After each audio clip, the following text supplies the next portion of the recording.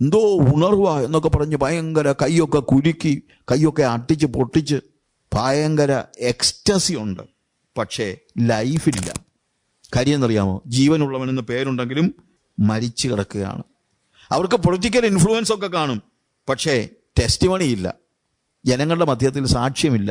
ഇന്നിപ്പം വിശ്വാസി എന്ന് പറഞ്ഞ് മറ്റുള്ളവരുടെ അടുത്ത് ചെല്ലുമ്പോൾ തന്നെ ചോദിക്കും, അവനും വിശ്വാസിയല്ലയോ? ഇല്ലേ? ടെസ്റ്റിമണി ഇല്ല. ജീവനുള്ളവനെന്ന് പേരുണ്ട്, പക്ഷേ മരിച്ചവർ. അതുകൊണ്ട് കർത്താവിൻ്റെ ഉപദേശം എന്താണ്? നിങ്ങൾ മരിച്ചവൻ്റെ കൂടെ കിടക്കരുത്. മരിച്ചവരുടെ ഇടയിൽ നിന്ന് എഴുന്നേൽക്കുക, ഉണർന്ന്. ആദ്യം ഉണരണം. വിശ്വാസികളെന്ന് പറയുന്നവരിൽ നിന്ന് തന്നെ, മരിച്ചവരിൽ നിന്ന് നീ ഉണരണം, എഴുന്നേൽക്കണം. അവിടെ എഴുതിയിരിക്കുന്നത് എഫെസ്യർ 5-ാം അധ്യായത്തിൽ, എന്നാൽ ക്രിസ്തു നിന്റെ മേൽ പ്രകാശിക്കും. അപ്പൊ ഉണരുന്നത് എങ്ങോട്ടാ? ക്രിസ്തുവെങ്കിലേക്കാ ഉണരേണ്ടത്. എന്നാൽ ക്രിസ്തു നിന്റെ മേൽ പ്രകാശിക്കും. നമ്മുടെ മേൽ പ്രകാശിക്കേണ്ടത് ക്രിസ്തുവാണ്. അതാണ് നമ്മെക്കുറിച്ചുള്ള ദൈവ ഇഷ്ടം. ക്രിസ്തു എൻ്റെ മേൽ നിരന്തരം പ്രകാശിക്കുന്ന ഒരവസ്ഥയുണ്ടാകണം. ക്രിസ്തു എൻ്റെ മേൽ നിരന്തരം പ്രകാശിക്കുന്ന അവസ്ഥയുണ്ടാകണം. നമ്മുടെ എഫെസ്യർ ലേഖനത്തിൽ നമ്മൾ വായിക്കുമ്പോൾ വീണ്ടും അതിൻ്റെ ഓരോ ഭാഗങ്ങളും വളരെ കൃത്യമായിട്ട് നമുക്ക് അറിയാൻ കഴിയുന്ന, അതിൻ്റെ 5-ാം അധ്യായത്തിൽ നമ്മൾ വായിക്കുമ്പോൾ അതിൻ്റെ 15-ാമത്തെ വാക്യത്തിൽ നമ്മൾ കാണുന്നത്, ആകയാൽ സൂക്ഷ്മത്തോടെ, അജ്ഞാനികളായിട്ടല്ല ജ്ഞാനികളായിട്ടത്ര നടപ്പാൻ നോക്കുവിൻ. സൂക്ഷ്മത്തോടെ, ലുക്ക് ദെയർഫോർ കെയർഫുള്ളി. നമ്മൾ എവിടെ കിടക്കുന്നതെന്നൊക്കെ ഒന്ന് നോക്കണം. നമ്മുടെ ചുറ്റുമുള്ളതിനെ നമ്മളൊന്ന് അനലൈസ് ചെയ്യണം. മരിച്ചു കിടക്കുക, അവൻ മരിച്ചു കിടക്കുകയാണെങ്കിൽ ഉറങ്ങുന്നവനെ ഉണർത്താം, പക്ഷെ മരിച്ചു കിടക്കുന്നവന് എന്തോ ചെയ്യാൻ പറ്റും? അവൻ പോട്ടെന്ന് വെക്കണം. അല്ല, എന്തോ ചെയ്യാൻ? അവൻ പോട്ടെ. ഞാൻ പറഞ്ഞത് അങ്ങനെ ഉപേക്ഷിച്ച് കളയണമെന്നല്ല പറഞ്ഞത്. ചിലർക്ക് അതാ, അവൻ മരിച്ചവനാ. പറ മോനെ, നീ മരിച്ചു കിടക്കാന്ന് പറ. ഇച്ചിരെങ്കിലും ഉണർച്ച ഉണ്ടെങ്കിൽ അവന് മനസ്സിലായാൽ മനസ്സിലാകട്ടെ, പറഞ്ഞു. പക്ഷെ അവൻ്റെ കൂടെ കിടക്കരുത്. കൂടെ കിടന്നാൽ നീയും അതിൻ്റെ കോൺസിക്വൻസ് അനുഭവിക്കുമെന്നുള്ളതാണ്. നമ്മൾ കെയർഫുൾ ആയിരിക്കണമെന്ന് പറയുന്നത്. അജ്ഞാനികളായിട്ട്, സൂക്ഷ്മത്തോടെ, അജ്ഞാനികളായിട്ടല്ല ജ്ഞാനികളായിട്ടല്ല, സൂക്ഷ്മത്തോടെ. Be careful. നമ്മുടെ പ്രശ്നം ബാക്കി എല്ലാ കാര്യത്തെക്കുറിച്ചും നമ്മൾ ഭയങ്കര കെയർഫുള്ളാണ്. നമ്മുടെ ഫുഡിനെ കുറിച്ച് നമ്മൾ കെയർഫുള്ളാണ്, എഡ്യൂക്കേഷനെ കുറിച്ച് കെയർഫുള്ളാണ്. അയ്യോ എൻ്റെ ദൈവമേ, എന്തൊരു കെയർഫുള്ളാണ്. വാട്സാപ്പിനകത്തെല്ലാം ഹെൽത്ത് ടിപ്സാണ് വരുന്നത് മുഴുവൻ. അങ്ങനെ ചെയ്യരുത്, ഇങ്ങനെ ചെയ്യരുത്, അതാണ് ഇതാണെന്നൊക്കെ പറഞ്ഞുകൊണ്ടെല്ലാം അതാ ഹെൽത്ത് ടിപ്സാണ്. പക്ഷേ ആത്മീയ ആരോഗ്യത്തെക്കുറിച്ച് നമ്മൾ കെയർഫുൾ അല്ല. ആത്മീയ മരണത്തെക്കുറിച്ച് ബി കെയർഫുൾ. നമ്മൾ അജ്ഞാനികളാകരുത്, നമ്മൾ ജ്ഞാനികളായിരിക്കണം. അതുകൊണ്ട് സമയം തക്കത്തിൽ ഉപയോഗിക്കുക. ക്രിസ്തു എന്നാൽ ഉറങ്ങുന്നവനെ ഉണർന്ന്, ആകയാൽ സൂക്ഷ്മത്തോടെ അജ്ഞാനികളായിട്ടല്ല ജ്ഞാനികളായിട്ടത്രയും നടപ്പാൻ നോക്കുവിൻ. ഇത് ദുഷ്കാലമാകയാൽ സമയം തക്കത്തിൽ ഉപയോഗിച്ചു കൊള്ളുക. ഇത് ദുഷ്കാലമാണ് തീർച്ചയായിട്ടും. വല്ലാത്ത ഒരു ലോകമായത്. ഈ ഒരു ലോകത്തിൽ ജീവിക്കുമ്പോൾ ബുദ്ധിഹീനരാകരുത്. കർത്താവിൻ്റെ ഇഷ്ടം ഇന്നതെന്ന് നിങ്ങൾ ഗ്രഹിച്ചുകൊള്ളുവീൻ. അത് പ്രവൃത്തിയിലാക്കണം, പ്രാക്ടിക്കലാക്കണം. അങ്ങനെ കർത്താവിനെ സ്നേഹിച്ച്, എഫെസ്യർ 5-ാം അധ്യായത്തിൻ്റെ 1 മുതലുള്ള വാക്യങ്ങൾ നമ്മൾ നേരത്തെ വായിച്ചതാണ്. പ്രിയ മക്കൾ എന്നതുപോലെ ദൈവത്തെ അനുകരിപ്പീൻ. ക്രിസ്തു നിങ്ങളെ സ്നേഹിച്ച് നമുക്ക് വേണ്ടി തന്നെത്താൻ ദൈവത്തിന് സൗരഭ്യവാസനായ വഴിപാടും യാഗമായി അർപ്പിച്ചതുപോലെ സ്നേഹത്തെ ക്രിസ്തു സ്നേഹിച്ചതുപോലെ നമ്മൾ സ്നേഹിക്കണം. മക്കൾ അനുസരിക്കുന്നത് പോലെ നമ്മൾ അനുസരിക്കണം എന്നുള്ളതാണ് നമുക്ക് മനസ്സിലാക്കാൻ കഴിയുന്നത്. ഒരു അശുദ്ധിയും ദൈവേഷ്ടമല്ല. 3 മുതലുള്ള വാക്യങ്ങളിലെല്ലാം അശുദ്ധിയെക്കുറിച്ച്, ആകയാൽ ദുർനടപ്പും യാതൊരു അശുദ്ധിയും അത്യാഗ്രഹവും നിങ്ങളുടെ ഇടയിൽ പേർ പറക പോലും അരുതെന്ന ഒരു വിശുദ്ധ ജീവിതം ജീവിക്കാനാണ് എന്നെ വിളിച്ചിരിക്കുന്നത്. കാര്യം ദൈവത്തിൻ്റെ ഇഷ്ടം നമ്മുടെ ശുദ്ധീകരണമാണ്. ദുർനടപ്പ്, അശുദ്ധി, അത്യാഗ്രഹം ഇതൊക്കെ പേർ പറക പോലും അരുത്. ബ്ലെയിംലെസ് ആയിരിക്കണം. എന്ന് വെച്ച് കഴിഞ്ഞാൽ നമ്മുടെ മറ്റുള്ളവർ പോലും ഇത് പറയരുത്, അവൻ അങ്ങനെയാണെന്ന് പറയരുത്. നമ്മളെക്കുറിച്ചുള്ള സാക്ഷ്യം ഒരാൾ പറയുമ്പോഴത്തേക്ക് അവൻ ഒരിക്കലും ഒരാളെക്കുറിച്ച് ഞങ്ങളിങ്ങനെ സംസാരിച്ചപ്പോഴത്തേക്ക് പറഞ്ഞു വരുന്നു, അവൻ പാട്ട് പാടുകയും പ്രാർത്ഥിക്കുകയൊക്കെ ചെയ്യുമെന്നുള്ളതേ ഉള്ളൂ, എന്നാലും ഞങ്ങളെപ്പോലെ തന്നെയാണ്. അങ്ങനെയല്ല. അശുദ്ധിയും ദുർനടപ്പും പേർ പറക പോലും അരുത്. 4 മുതലുള്ള വാക്യങ്ങൾ വായിക്കുമ്പോൾ അങ്ങനെയാകുന്നു വിശുദ്ധന്മാർക്ക് ഉചിതം. ചീത്തത്തരം, പൊട്ടച്ചൊൽ, കളിവാക്ക്, അതൊന്നും ഞാൻ എക്സ്പ്ലെയിൻ ചെയ്യുന്നില്ല. ഇതൊന്നുമല്ല വേണ്ടത്. ദൈവഹിതം എന്താണ്? സ്തോത്രമത്രേ വേണ്ടത് എന്നാണ് പറയുന്നത്. You give thanks for everything. 5-ാമത്തെ വാക്യത്തിൽ ദുർനടപ്പുകാരൻ, അശുദ്ധൻ, വിഗ്രഹാരാധിയായി, ദ്രവ്യാഗ്രഹി ഇവർക്ക് ആർക്കും ക്രിസ്തുവിൻ്റെയും ദൈവത്തിൻ്റെയും രാജ്യത്തിന് അവകാശമില്ല എന്നറിയുന്നുവല്ലോ. അശുദ്ധന് ദൈവരാജ്യത്തിൽ കയറാനുള്ള അവകാശമില്ല എന്നുള്ളതാണ് നമ്മൾ മനസ്സിലാക്കുന്നത്. ഓരോ ഭാഗവും നിങ്ങളൊന്ന് പഠിച്ചു നോക്ക്. അതിനകത്ത് എന്തെങ്കിലും എൻ്റെ ജീവിതത്തിലുണ്ടോ എന്ന സൂക്ഷ്മത്തോടെ, നമ്മൾ അജ്ഞാനികളായിട്ടല്ല. 6 മുതലുള്ള വാക്യങ്ങളിൽ, വ്യർത്ഥ വാക്കുകളാൽ ആരും നിങ്ങളെ ചതിക്കരുത്, വഞ്ചിക്കപ്പെടരുത്. പാപം ചെയ്താൽ കുഴപ്പമില്ല എന്ന് പറയുന്ന ഒത്തിരി പേരുണ്ട്. വ്യർത്ഥ വാക്കുകളാൽ പൗലോസ് യാതൊരു അശുദ്ധനും അതിനകത്ത് കടക്കത്തില്ല. ആളുകൾ വന്ന് പറയും, അത് കുഴപ്പമില്ല ബ്രദറെ, കർത്താവ് നമുക്ക് പകരം മരിച്ചതല്ലേ. ഈയിടെ ഒരുതം പറയുന്നത് കേട്ടു, 2000 വർഷം മുമ്പ് കർത്താവ് കാൽവരി ക്രൂശിൽ മരിച്ചപ്പോൾ എല്ലാ മനുഷ്യരുടെയും എല്ലാ പാപങ്ങളും മോചിക്കപ്പെട്ടു, അതുകൊണ്ട് എല്ലാവരും അങ്ങ് സ്വർഗത്തിൽ പോകും, ഏറ്റവും ഒടുവിൽ സാത്താനും അങ്ങ് സ്വർഗത്തിൽ പോകുന്നു. ഒരുത്തം പറഞ്ഞതാ, ആരും നരകത്തിൽ പോകത്തില്ലെന്ന്. വേദപുസ്തകം പഠിപ്പിക്കുന്നത് അങ്ങനെയല്ല. വേദപുസ്തകം പഠിപ്പിക്കുന്നത് അശുദ്ധി നിങ്ങളുടെ മേൽ യാതൊരു അശുദ്ധനും ക്രിസ്തുവിൻ്റെയും ദൈവത്തിൻ്റെയും രാജ്യത്തിൽ അവകാശമില്ല എന്ന് നിങ്ങൾ അറിയുന്നുവല്ലോ. അശുദ്ധി നിങ്ങളെ ദൈവകോപം നിങ്ങളുടെ മേൽ വരുത്തും.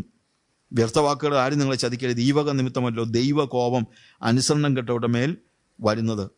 എന്നിട്ട് പറയാണ്, നിങ്ങൾ അവരുടെ കൂട്ടാളികൾ ആകരുത്. മുമ്പേ നിങ്ങൾ ഇരുളായിരുന്നു, ഇപ്പോഴോ കർത്താവിൽ വെളിച്ചമാകുന്നു. നേരത്തെ നമ്മൾ ഇരുളായിരുന്നു, എന്നാൽ ഇപ്പോഴല്ല. കർത്താവിന് പ്രസാദമുള്ളത് എന്തെന്ന് 9-ാമത്തെ വാക്യത്തിൽ പരിശോധിച്ചുകൊണ്ട് വെളിച്ചത്തിലുള്ളവരായി നടപ്പീൻ. എപ്പോഴും നമ്മൾ പരിശോധിക്കണം, എന്താണ് കർത്താവിന് പ്രസാദമുള്ളത്.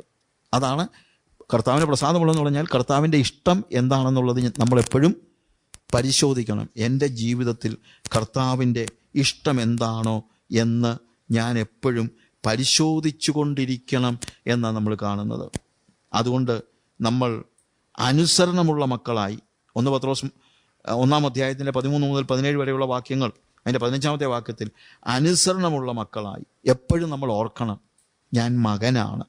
അതുകൊണ്ട് എൻ്റെ അപ്പൻ്റെ സ്വഭാവത്തിന് വ്യത്യാസമായതൊന്നും എൻ്റെ ജീവിതത്തിൽ ഉണ്ടാകാൻ പാടില്ല. എൻ്റെ അപ്പൻ വിശുദ്ധനായതുകൊണ്ട് ഞാനും വിശുദ്ധനായിരിക്കണം. ഞാൻ മകനാണ്, അതുകൊണ്ട് എൻ്റെ ജീവിതത്തിന് ഒരു വലിയ വ്യത്യാസം ഉണ്ടായിരിക്കണം. മക്കളെല്ലാ നടപ്പിലും എപ്പോഴും അപ്പനെ പോലെയാകണം. എന്താണ് അപ്പൻ്റെ പ്രത്യേകത? അപ്പൻ വിശുദ്ധനാണ്, മക്കളും വിശുദ്ധരായിരിക്കണം. അപ്പൻ വിശുദ്ധനാണ്, അതുകൊണ്ട് മക്കളും വിശുദ്ധരായിരിക്കണം എന്നുള്ളതാണ് നമ്മൾ കാണുന്നത്. 1 പത്രോസിൻ്റെ ലേഖനം അതിൻ്റെ 1-ാം അധ്യായത്തിൻ്റെ 13-ാം വാക്യം കൂടെ നമുക്കൊന്ന് വായിക്കാം. അവിടെ പറയുന്നത്, ആകയാൽ നിങ്ങളുടെ മനസ്സുറപ്പിച്ച് നിർമ്മതരായി യേശുക്രിസ്തുവിൻ്റെ പ്രത്യക്ഷതയെങ്കിൽ നിങ്ങൾ വരുവാനുള്ള കൃപയിൽ പൂർണ്ണ പ്രത്യാശ വെച്ചുകൊള്ളുവിൻ. യേശുക്രിസ്തുവിൻ്റെ പ്രത്യക്ഷതയിൽ, ദൈവഹിതം യേശുക്രിസ്തുവിൻ്റെ പ്രത്യക്ഷതയിൽ പ്രത്യാശ വെച്ചുകൊണ്ട്, എൻ്റെ പ്രത്യാശ അതാ, കർത്താവ് വരാൻ പോകുകയാണ്. പക്ഷേ കർത്താവ് വരുമ്പോൾ, കർത്താവ് അതുകൊണ്ടാണ് പറഞ്ഞത്, ഞാൻ വിശുദ്ധനായിരിക്കുന്നത് പോലെ നിങ്ങളും വിശുദ്ധരാകുവിൻ. ഞാൻ വിശുദ്ധനായിരിക്കുന്നു, നിങ്ങളും വിശുദ്ധരാകുവിൻ. അങ്ങനെ വിശുദ്ധിയിൽ ജീവിക്കുവാൻ, അങ്ങനെ ശുദ്ധീകരണം പ്രാപിച്ച് വിശുദ്ധിയിൽ ജീവിക്കുവാൻ, അതാണ് ദൈവത്തിൻ്റെ ഇഷ്ടം, കർത്താവിൻ്റെ ഇഷ്ടം എന്നുള്ളത് നമ്മൾ മനസ്സിലാക്കണം. നിങ്ങളുടെ പ്രവാസകാലം ഭയത്തോടെ, 1 പത്രോസ് 1-ന്റെ 17-ാമത്തെ വാക്യത്തിൽ നമ്മൾ കാണുന്നതാണ്, മുഖപക്ഷം കൂടാതെ ഓരോരുത്തരുടെ പ്രവൃത്തിക്ക് തക്കവണ്ണം ന്യായം വിധിക്കുന്നവനെ നിങ്ങൾ പിതാവെന്ന് വിളിക്കുന്നുവെങ്കിൽ നിങ്ങളുടെ പ്രവാസകാലം ഭയത്തോടെ കഴിപ്പിൻ. പേടിപ്പിക്കാൻ വേണ്ടിയല്ല ഞാൻ പറയുന്നത്, പക്ഷേ പേടി വേണം. മുഖപക്ഷം കൂടാതെ ഓരോരുത്തരുടെ പ്രവൃത്തിക്ക് തക്കവണ്ണം ന്യായം വിധിക്കുന്നവൻ. പ്രിയമുള്ളവരെ, എല്ലാവരും അങ്ങ് പൊക്കോളും, പാപം ചെയ്താലും യേശു നിനക്ക് പകരം പണ്ട് മരിച്ചതുകൊണ്ട് ഇനി നിന്നെ പാപിയെന്ന് വിളിക്കത്തില്ല, അതുകൊണ്ട് നീ എന്നാ പാപം ചെയ്താലും കുഴപ്പമില്ല എന്ന് പറയുന്ന ആളുകളുണ്ട്. ഇല്ല, പ്രവാസകാലം ഭയത്തോടെ. എന്നോട് പലപ്പോഴും പിള്ളേർ ചോദിക്കുന്ന ചോദ്യമൊക്കെയാണ്, ഇന്നാരുടെ പുസ്തകം, അത് നല്ല എഴുത്തുകാരൊക്കെയാണ്, അതിനകത്ത് പറഞ്ഞിട്ടുണ്ടല്ലോ നമ്മൾ പാപം ചെയ്താലും ദൈവം നമ്മുടെ പാപം ഒന്നും നോക്കിയല്ല, കൃപ. ഓൾറെഡി നമുക്ക് കൃപ കിട്ടി, അതുകൊണ്ട് നമ്മളങ്ങ് മോളിൽ ചെല്ലുമെന്ന് പറഞ്ഞിട്ടുണ്ടല്ലോ എന്നൊക്കെ പറയുന്നു. പക്ഷേ പത്രോസ് പറയാണ്, മോനെ പേടിയോടെ ജീവിക്കണമെന്ന്, ഭയത്തോടെ. മുഖപക്ഷം കൂടാതെ ഓരോരുത്തൻ്റെ പ്രവൃത്തിക്ക് തക്കവണ്ണം ന്യായം വിധിക്കുന്നവൻ. 2000 വർഷം മുമ്പ് കാൽവരി ക്രൂശിൽ യേശു മരിച്ചത് കൃപയാണ്. പക്ഷേ ന്യായം വിധിക്കുന്നത് ആ കൃപയിൽ നിൽക്കുന്നവന് അങ്ങ് പോകാം. കൃപയ്ക്ക് വിരുദ്ധമായി പ്രവൃത്തി കൊണ്ട് ദൈവത്തെ വേദനിപ്പിക്കുന്നവൻ, വിശുദ്ധ ജീവിതത്തിന് തങ്ങളെ തന്നെ ഏൽപ്പിച്ചു കൊടുക്കാത്തവൻ, ദൈവഹിതം വിശുദ്ധിയിൽ ജീവിക്കാൻ, കർത്താവിൻ്റെ ഇഷ്ടമോ നിങ്ങളുടെ ശുദ്ധീകരണം തന്നെ. ആ വിശുദ്ധ ജീവിതത്തിൽ അനുദിനം നമ്മൾ വിശുദ്ധിയിൽ ജീവിക്കണം. നാം വിശുദ്ധരായിരിക്കണം. ആ ഒരു വിശുദ്ധൻ്റെ ലൈഫ് സ്റ്റൈലിൽ നമ്മൾ ജീവിക്കണം. അതിനെക്കുറിച്ച് കുറേ കാര്യങ്ങളൂടെ പറയാനുണ്ട്. നമുക്ക് പിന്നെ എപ്പോഴെങ്കിലും ആ വിഷയങ്ങൾ പഠിക്കാം. പക്ഷെ ഇവിടെ ഞാൻ പറയട്ടെ, എന്താണ് ദൈവഹിതം? നമ്മെക്കുറിച്ചുള്ള ദൈവഹിതം. God has called, the holy God called us and now we are holy people because God called us. അവൻ വിശുദ്ധനായ ദൈവമാണ്. ആ വിശുദ്ധനായ ദൈവം നമ്മളെ വിളിച്ചത് കൊണ്ട് നമ്മൾ വിശുദ്ധ ജനമാണ്. എന്തിനാണ് നമ്മളെ വിശുദ്ധ ജനമായി വിളിച്ചത്? നമ്മൾ വിശുദ്ധരും നിഷ്കളങ്കരും ആകേണ്ടതിന്. എങ്ങനെയാണ് വിശുദ്ധരും നിഷ്കളങ്കരും ആകാൻ കഴിയുന്നത്? വിശുദ്ധ ജീവിതം ജീവിച്ചുകൊണ്ടാണ്. എങ്ങനെയാണ് വിശുദ്ധ ജീവിതം ജീവിക്കുന്നത്? എങ്ങനെയാണ് വിശുദ്ധ ജീവിതം അറിയുന്നത്? വിശുദ്ധ വചനം നമുക്ക് നൽകിയിരിക്കുന്നു. അപ്പോൾ നമുക്കറിയാം എന്താണ് വിശുദ്ധ ജീവിതമെന്ന്. പക്ഷേ അത് പ്രവർത്തിക്കാനുള്ള ശക്തി വേണം. അതിനാണ് വിശുദ്ധ ആത്മാവിനെ, പരിശുദ്ധാത്മാവിനെ നമുക്ക് നൽകിയിരിക്കുന്നത്. ആ പരിശുദ്ധാത്മശക്തിയിൽ പരിശുദ്ധ വചനം അനുസരിച്ച് നമ്മൾ ജീവിച്ചാൽ നമ്മൾ ആ യേശുവിനോട് കൂടെ സ്വർഗത്തിൽ എടുക്കപ്പെടും എന്നുള്ളതാണ് നമുക്ക് മനസ്സിലാക്കാൻ കഴിയുന്നതായ കാര്യം. അതുകൊണ്ട് 15-ാമത്തെ വാക്യത്തിൽ 1 പത്രോസ് 5:15 വാക്യത്തിൽ നിങ്ങളെ വിളിച്ച വിശുദ്ധനൊത്തവണ്ണം അനുസരണയുള്ള മക്കളായി എല്ലാ നടപ്പിലും വിശുദ്ധരാകുവീൻ. കാര്യം എന്താണ്? ദൈവേഷ്ടം നിങ്ങളുടെ ശുദ്ധീകരണമാണ്. കർത്താവ് നമ്മളിന്ന് പ്രതീക്ഷിക്കുന്നത് വിശുദ്ധ ജീവിതമാണ്. അതാണ് ദൈവേഷ്ടം. അതാണ് ദൈവേഷ്ടം. നിങ്ങളെ വിളിച്ച വിശുദ്ധനൊത്തവണ്ണം അനുസരണമുള്ള മക്കളായി എല്ലാ നടപ്പിലും വിശുദ്ധരാകുവീൻ. ഞാൻ വിശുദ്ധനാകയാൽ നിങ്ങളും വിശുദ്ധരായിരിപ്പിനെന്ന് എഴുതിയിരിക്കുന്നുവല്ലോ.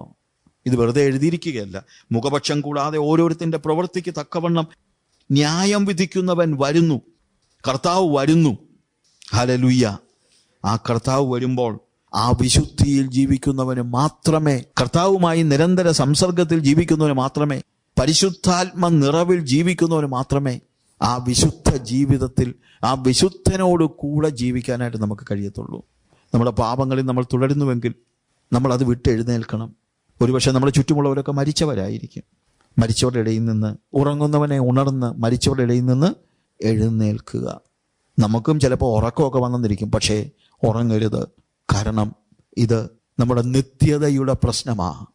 നമ്മുടെ നിത്യതയിൽ നമ്മൾ കർത്താവിനോട് ചേർന്ന് ജീവിക്കുവാൻ, അതിനുവേണ്ടി അതാണ് നമ്മുടെ വിളി. എന്തിനാ കർത്താവ് നമ്മളെ വിളിച്ചത്? ഞാൻ ആദ്യം തന്നെ പറഞ്ഞല്ലോ.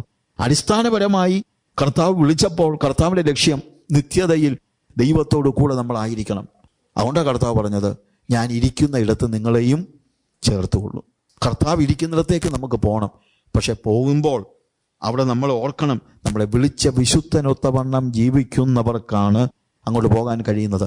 അതിന് ശക്തിയില്ല എന്ന് പറഞ്ഞ് കുഴപ്പമില്ല, പാപം ചെയ്താലും കുഴപ്പമില്ല എന്ന് പറയുന്നവരെ ആരും നിങ്ങളെ ഈ വ്യർത്ഥ വാക്കുകളാൽ ആരും നിങ്ങളെ ചതിക്കരുത്. വ്യർത്ഥ വാക്കുകൾ ആരും നിങ്ങളെ ചതിക്കരുത്. വിശുദ്ധിയിൽ ജീവിക്കണം. അതിന് പരിശുദ്ധ ആത്മാവിനെ കർത്താവ് നൽകിയിരിക്കുന്നു. വിശുദ്ധി എന്താണെന്ന് വിശുദ്ധ വചനത്തിൽ പറഞ്ഞിരിക്കുന്നു.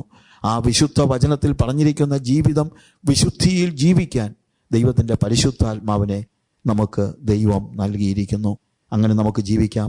ദൈവമായ കർത്താവ് നിങ്ങളെ സഹായിക്കുമാറാകട്ടെ. ആമേൻ. സ്തോത്രം.